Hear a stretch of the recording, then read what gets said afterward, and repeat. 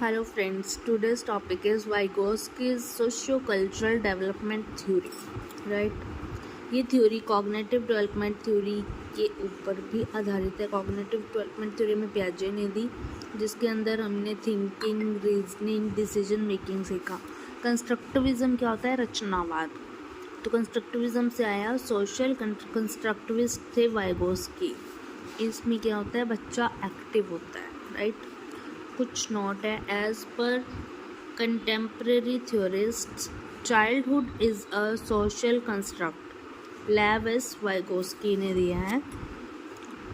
एक Russian psychologist है, a social constructivist हैं। इनका जो मेन फोकस है वो SCL पे है, यानी कि सोसाइटी, कल्चर एंड लैंग्वेज पे। Focus on socio cultural aspects.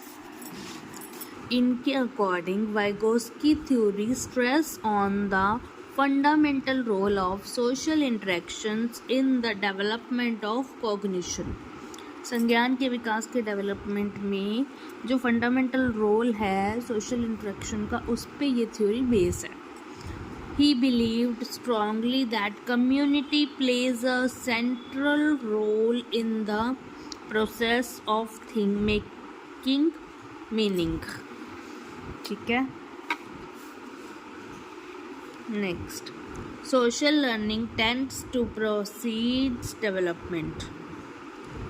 Social learning से ही डेवलपमेंट होता है, हमारा विकास होता है। Next, according to Vygotsky social interaction plays the fundamental role in cognition development. संज्ञान के विकास में सोशल इंटरेक्शन सबसे ज़्यादा रोल प्ले करता है।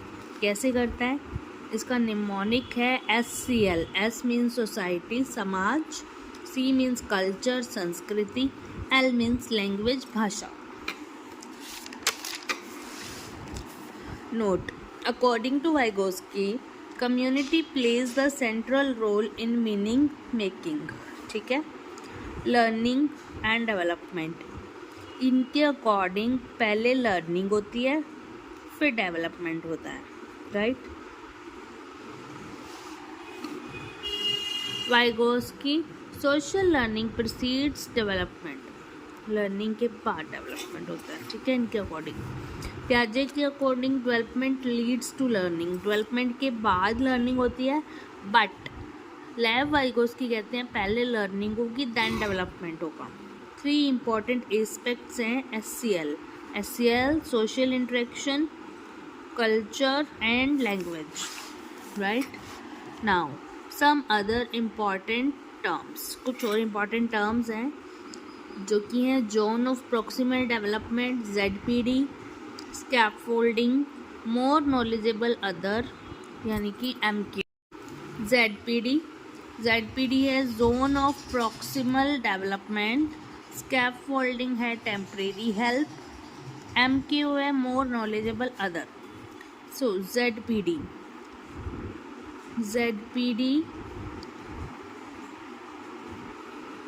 ये देखो, पहले सेल्फ बच्चा है, बच्चे के बाहर एक बाउंड्री बना दी जो ZPD है। ZPD के बाहर एक और बाउंड्री है जो MQ है, ठीक है। ZPD के अंदर ही मेन जो बड़ी बाउंड्री है वो बहुत रेयर बच्चे मतलब क्रॉस कर पाते हैं। फर्स्ट वन इज सेल्फ, बच्चा खुद। सेल्फ में बस एक बच्चा इतनी ही अपनी हेल्प कर सकता है, इतने ही नंबर ला सकता है, 60% ला सकता है। होप सपोज अगर उसको स्कैफोल्डिंग दी जाए, अगर उसको हेल्प दी जाए, जो काम खुद से नहीं कर पा रहा हेल्प से कर पाएगा। अगर एक बच्चा अगर 40 मार्क्स लेके आ रहा है, अगर उसको हेल्प दी जाए तो वो 60 तक ला सकता है, राइट? प्रोसेस ऑफ हेल्प इसको बोलते हैं टेम्परेरी हेल्प। टीचर हेल्प करता है ना बच्चे की। एक बच्चा अपने आप 40 मार्क्स लेके आ रहा है, अगर उसको हेल्प मिलेगी कि टीचर का अगर उसको प्रॉपर हेल्प मिलेगी तो वो 60 तक ला सकता है। और ZPD MQ क्या होता है? मदद देने वाला व्यक्ति। जैसे आज के टाइम पे एमक्यू में टेक्नोलॉजी भी आ जाती है, मदद देने वाला व्यक्ति। इसके बारे में अच्छे से हम अभी करेंगे। Vygotsky and language. Vygotsky believe that language develops from social interaction. Social interaction से लैंग्वेज डेवलप होती है।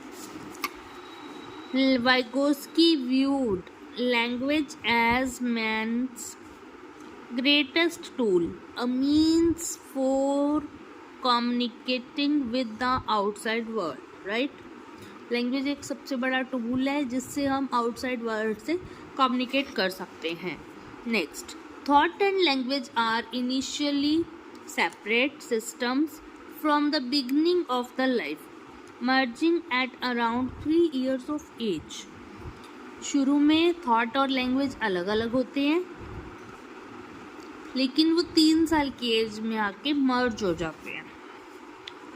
At this point speech and thought became interdependent. इस पॉइंट पे स्पीच और थॉट इंटरडिपेंडेंट हो जाते हैं, एक दूसरे पे डिपेंड हो जाते हैं।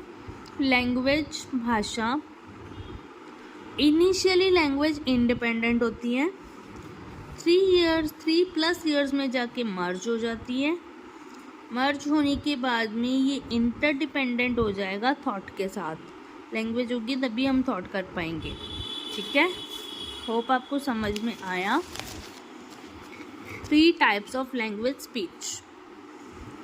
3 टाइप हैं, सोशल स्पीच, प्राइवेट स्पीच और साइलेंट स्पीच। सोशल स्पीच है बोलकर बातचीत करना, ये 2 years तक के बच्चे करते हैं, बोलकर मम्मा पापा पानी समथिंग, राइट।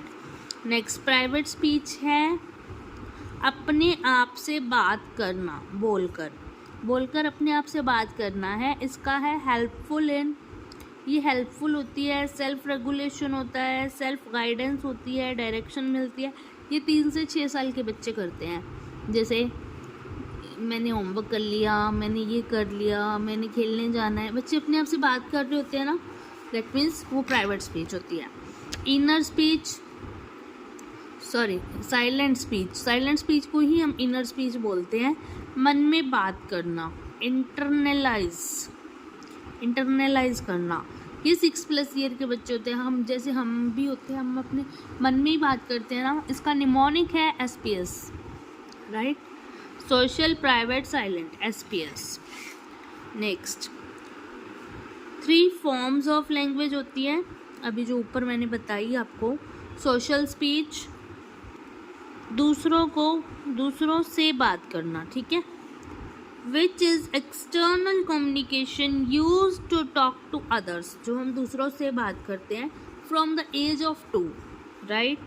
नेक्स्ट है प्राइवेट स्पीच, खुद से बात करना, from the age of 3, which is directed to the self and serves as intellectual function, right. Next है silent inner speech, जो मन में बात करना, ठीक है। Finally, private speech goes underground, diminishing and audibility as it takes on a self-regulating function and is transformed into silent inner speech from the age of 7.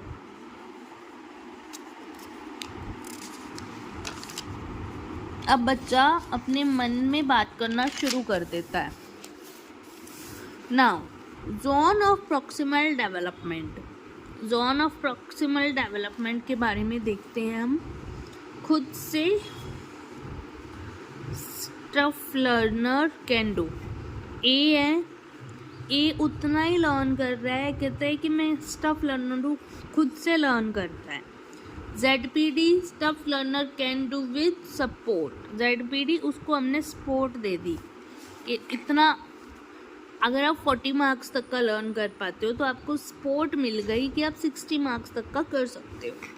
Then B, stuff learner can't do even with the support, इतना बड़ा तो कोई नहीं कर पाएगा ना। क्या मतलब, अगर उसको 100 marks से 100 marks चाहिए तो उसके लिए अचीव कर लेगा, लेकिन जो बच्चा 40 ला रहा है वो 100 नहीं ला पाएगा। वो अचीव करना उसके लिए थोड़ा सा मुश्किल होगा। ZPD में हम स्कैफोल्डिंग भी देंगे, ZPD में ही हम उसको MKO भी देंगे, राइट। नाउ लाइक एक बच्चा बाइसाइकिल सीखता है, ZPD स्कैफोल्डिंग देना, हेल्प करना, उसको हेल्प किया, उसको बाइसाइकिल उसके पापा उसको पकड़ के चला रहे हैं, MKO उसके फादर हैं, मोर knowledgeable other person that is his father. वो उस बच्चे को बोलते हैं कि आप साइकिल, उसके पापा थोड़ा थोड़ा उसको पकड़ के चलाना सिखाते हैं, पकड़ना सिखाते हैं, लेकिन जैसे ही बच्चा थोड़ा सा सही से चला पाता है पापा उसको पीछे छोड़ देते हैं, बच्चा अपने आप साइकिल चला सकता है। उसको ये होता है कि हाँ मुझे पकड़ा हुआ है, बट बाद में आगे जाके जब वो देखता है तो उसके पापा तो पीछे ही रह जाते हैं, राइट।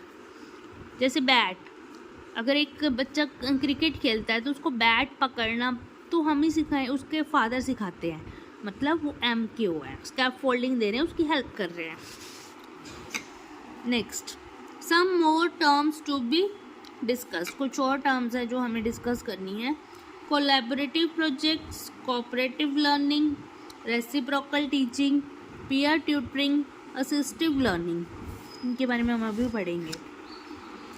कोलैबोरेटिव प्रोजेक्ट्स होते हैं सहयोगात्मक परियोजनाएं, इसमें पीयर साथी समूह होते हैं, हेल्प होती है, इसमें 5 से 6 5 का ग्रुप प्रोजेक्ट बना दिए, मतलब बच्चों को बोलना कि आप 5 के ग्रुप्स बन जाओ और एक प्रोजेक्ट तैयार करो, तो वो 5 बच्चे आपस में एक दूसरे की हेल्प के साथ ही प्रोजेक्ट तैयार कर पाएंगे, कोलैब हो पाएंगे।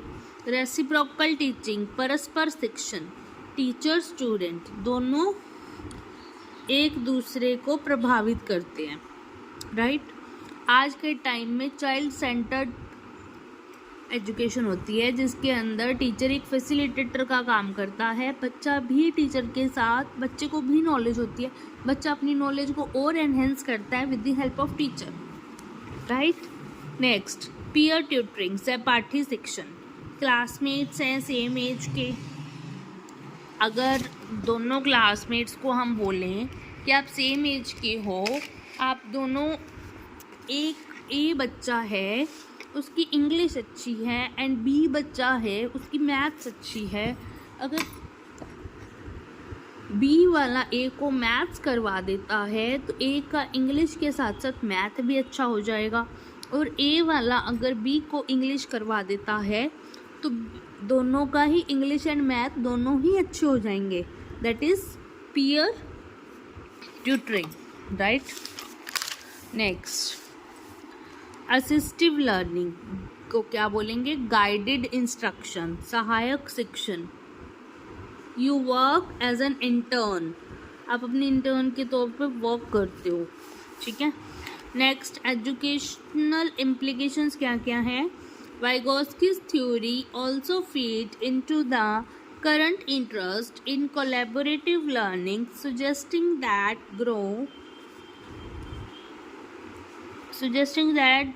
group members should have different levels of ability. उनके पास जो ग्रुप मेंबर्स हैं उनके पास डिफरेंट लेवल्स ऑफ एबिलिटी है, so more advanced peers can help less advanced members operate within their ZPD। So जिसके पास ज़्यादा नॉलेज है वो दूसरे बच्चे की हेल्प कर सकता है ना, that is also Vygotsky is relevant to instructional concept such as scaffolding, in which a teacher or more advanced peer help to structure or arrange a task so that the novice can work on it successfully। मतलब वो scaffolding दे सकते हैं, teacher भी दे सकते हैं, उनके peer भी दे सकते हैं ताकि वो बच्चा भी सक्सेसफुल हो पाए, राइट। क्रिटिकल इवेल्युएशंस क्या हैं, इसकी आलोचना क्या थी। The main criticism of Vygotsky's work concerns the assumptions that it is relevant to all culture। ये assumption करना, ये मान लेना कि ये सारे कल्चर्स के लिए रेलिवेंट है, हर कल्चर में ये थ्योरी वर्क नहीं करती, right. Indeed, in some instance, observing and practice may be more effective ways of learning certain skills. कुछ वेज में ये करती है. ऑब्जर्वेशन बेहतर तरीका है लर्न करने का. किसी भी चीज़ को लर्न करने का बेस्ट वे है ऑब्जर्व करना. Vygotsky ignore biological aspects. Vygotsky ने बायोलॉजिकल एस्पेक्ट्स को इग्नोर किया. उन्होंने जीन्स हेरिडिटी को कोई मान्यता नहीं दी. Next, internalisation of speech. भाषा को आत्मसात करना कंसेप्ट है. हम अपने अंदर भर लेते हैं, जिसे हम अपने अंदर भर लेते हैं मतलब हमें अपने अंदर अपने मन से हम बातें करते रहते हैं. हमारा मन इतना ज़्यादा भर जाता है. Development is a continuous process as per Vygotsky. Vygotsky के अकॉर्डिंग डेवलपमेंट एक कंटिन्यूस प्रोसेस है. Right, that's all in Vygotsky. Hope आपको समझ में आया होगा. अगर आपको नहीं समझ में आया तो आप मुझे दोबारा कमेंट कर सकते हो. मैं आपके लिए इससे रिलेटेड क्वेश्चंस भी ला सकती हूँ. ठीक है, it's beneficial for all. CTET, PSTET, DSSS में भी ये बेनिफिशियल है. सो इसको अच्छे से करना. Thank you so much.